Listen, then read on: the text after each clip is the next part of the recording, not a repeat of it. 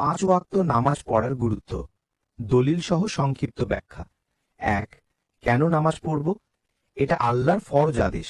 দলিল: নিশ্চয়ই নামাজ মুসলমানদের উপর নির্ধারিত সময়ে ফরজ করা হয়েছে। সূরা নিসা 103। 2.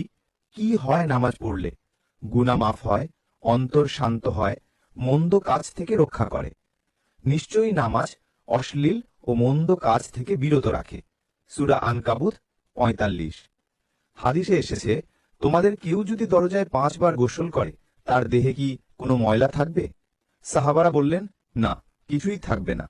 তিনি বললেন, এটাই 5 ওয়াক্ত নামাজের উদাহরণ। আল্লাহ এর দ্বারা গুনাহ দূর করেন। সহিহ বুখারী 528। 3. না পড়লে কি হবে? আমার ও আমার উম্মতের মাঝে পার্থক্যকারী হলো নামাজ। যে নামাজ ছাড়ে সে কুফরি করেছে। তিরমিজি হাদিস 2621। উপসংহার: নামাজ ছাড়া কোনো মুসলমান পূর্ণ হতে পারে না। এটা ঈমানের প্রমাণ, আত্মার খাদ্য, কিয়ামতের আলো ও মুক্তির পথ। আসুন আমরা সবাই নিয়মিত নামাজ আদায় করি এবং অন্যদেরও উৎসাহিত করি। আল্লাহ আমাদের তাওফিক দান করুন। আমিন।